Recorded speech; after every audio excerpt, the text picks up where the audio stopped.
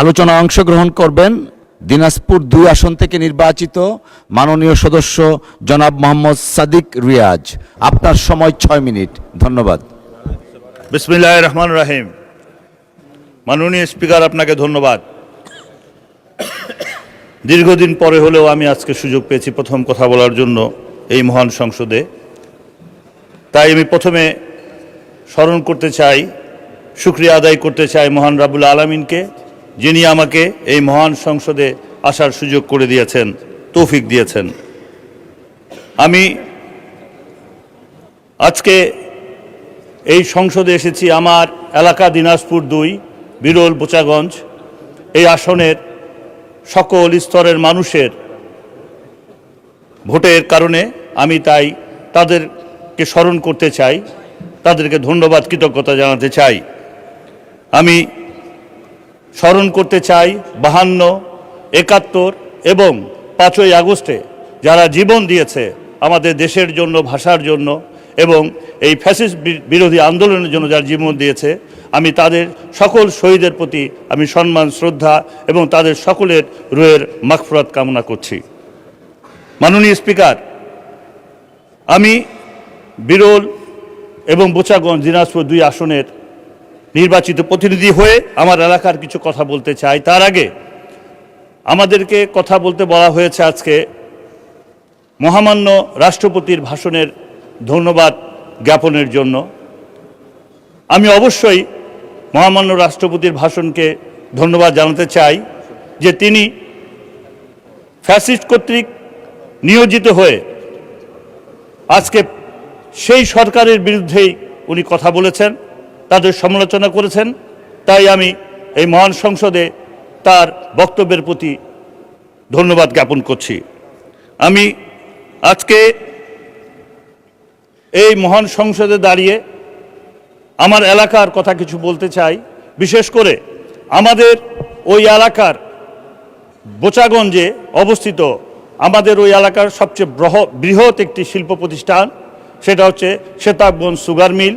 এই sugar মিলটি fascist সরকার হীন স্বার্থ চরিতার্থ করার জন্য পর্যাপ্ত পরিমাণ জমি থাকার পরেও একটি সুগার মিল চালার জন্য যে পরিমাণ জমির প্রয়োজন প্রায় আমাদের সবটি রয়েছে, যেমন প্রায় ৩,৮০০ একরের বেশি জমি সেখানে রয়েছে।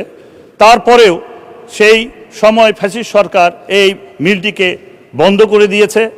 আমি আজকে এই বক্তব্যের মাধ্যমে মাননীয় প্রধানমন্ত্রীর দৃষ্টি আকর্ষণ করতে পারলে ভালো হতো, যদি উনি এখানে উপস্থিত থাকতেন।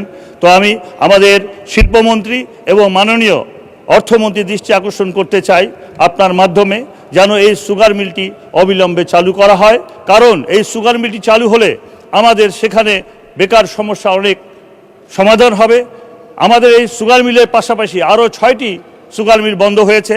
বিশেষ করে আমাদের ঠাকুরগাঁ সুগার মিলটি ধুকে ধুকে চলছে, সেটারও সংস্কার করা প্রয়োজন বলে আমি মনে করি, যেটা আমাদের মাননীয় মহাসচিব স্যারের এলাকার সুগার মিল। আমি সেটারও ভালোভাবে যেন চলতে পারে সেই ব্যবস্থা যেন করা হয়। মাননীয় স্পিকার, আমি আজকে যারা গত ১৭ বছরে ফ্যাসিস্ট সরকারের সময় আন্দোলন সংগ্রাম করতে গিয়ে জীবন দিয়েছে, আমি তাদেরকেও স্মরণ করতে চাই। যারা হত্যা, খুন, মিথ্যা মামলার শিকার হয়েছে, আমি তাদেরকেও স্মরণ করতে চাই। মাননীয় স্পিকার, আমি আপনার মাধ্যমে একটি প্রশ্ন তুলতে চাই। বাংলাদেশ উত্তরের জনপদ হিসাবে আমার এই সীমান্ত ঘেরা এলাকা বিরল এবং বোচাগঞ্জ, সেখানে অবাধে মাদকের ব্যবসা চলছে। আমরা মাদক নিয়ে প্রায় প্রত্যেকেই কথা বলি, কিন্তু মাদকটা কিভাবে নিয়ন্ত্রণ করা যায় সে ব্যাপারে কোনো আমরা প্রশ্ন করতে পারছি না বা উত্তর পাচ্ছি না। মাদক বিরোধী আমাদের অনেক আইন আছে, সেগুলোকে যুগোপযোগী করা উচিত। অনেক মাদক ব্যবসায়ীকে ধরা হয়, কিন্তু তারা আইনের ফাঁকফোকর দিয়ে কিছুদিনের মধ্যে বেরিয়ে এসে আবার সেই একই পেশায় তারা নিয়োজিত হয়ে যায়, যার প্রেক্ষিতে আমাদের দেশের যুবক সমাজ ধ্বংস হয়ে যাচ্ছে। মাননীয় স্পিকার, এই যুবক সমাজকে আমাদেরকে রক্ষা করতে হবে। আগামীর ভবিষ্যৎ এই যুবক সমাজ, এদেরকে আমাদেরকে সুস্থ রাখতে হবে। মাননীয় স্পিকার, আমি আপনার উদ্দেশ্যে বলতে চাই মাননীয় স্পিকার, যে আমাদের এলাকায় দিনাজপুর থেকে আমাদের এই ঢাকার দূরত্ব প্রায় কিলোমিটার। এখানে যদি যাতায়াতের জন্য একটি বুলেট ট্রেন করা হয়, এতে আমাদের জন্য ভালোভাবে যাতায়াতের সুবিধা হবে। এছাড়াও আমি আমার এলাকায়, বিরল এলাকায়, আপনি জানেন মাননীয় স্পিকার, লিচুর জন্য বিখ্যাত। সেখানে পর্যাপ্ত পরিমাণ লিচু হয়, 100 কোটি টাকার উপরেও সেখানে বাণিজ্য হয়। সেখানে লিচু একটা অত্যন্ত ক্ষণস্থায়ী ফল, যার জন্য এই ফলটাকে আমরা বেশি দিন ধরে রাখতে পারি না। সেখানে যদি একটা আমরা হিমাগার তৈরি করতে পারি লিচু সংরক্ষণের জন্য, তাহলে এটা আমরা সারা দেশে এবং বিদেশেও আমরা এটা রপ্তানি করতে পারবো। মাননীয় স্পিকার, আমি আমার এলাকার মানুষের জন্য আরেকটি কথা বলতে চাই, যেটা 2006 সালে আমাদের সরকার যখন ক্ষমতায় ছিল, আমাদের দলজন ক্ষমতায় ছিল, তখন বিরল একটি পোর্ট আছে, ভারতের সঙ্গে আমরা সেটা চালু করার জন্য ব্যবস্থা নিয়েছিলাম, কিন্তু ফ্যাসিস্ট সরকার সেটা বন্ধ করে দিয়েছে। মাননীয় স্পিকার, আপনার কাছে আমি 2 মিনিট সময় চাবো। আপনি অনেককে সময় দিয়েছেন। জি, 1 মিনিট সময় দেয়া হলো। মাননীয় স্পিকার, Continue আমি করেন। কিন্তু প্রধানমন্ত্রীর নানির এলাকার লোক, নানার বাড়ির এলাকার লোক। মাননীয় স্পিকার, আমাকে একটু মেহেরবানি করে 2 মিনিট সময় দিবেন, আপনার কাছে অনুরোধ থাকলো। মাননীয় স্পিকার, আমার যেটা বলছিলাম, এই পোর্টটি যদি চালু হয়, আমাদের ভারতের সঙ্গে যাতায়াত ব্যবস্থা অত্যন্ত সুন্দর হবে এবং আরামদায়ক হবে এবং সহজ হবে। ওই এলাকার মানুষ কাজকর্ম করতে পারবে। এই পোর্টের মাধ্যমে আমাদের এলাকার অনেক কর্মসংস্থান বৃদ্ধি পাবে। মাননীয় স্পিকার, আমি আপনার কাছে অনুরোধ করব যে আপনি এই জিনিসটা আপনার মাধ্যমে আমি এই মহান সংসদে তুলে ধরছি।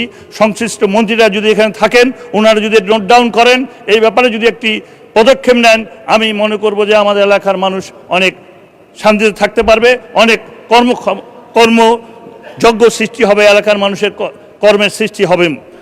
মাননীয় স্পিকার, আমার এলাকায় বিরলে একটি বিরাট ফরেস্টের বাগান রয়েছে, যেখানে প্রায় 3000 একর শাল বাগান রয়েছে। মাননীয় স্পিকার, সেখানে যদি আমরা পর্যটন শিল্প গড়ে তুলতে পারি।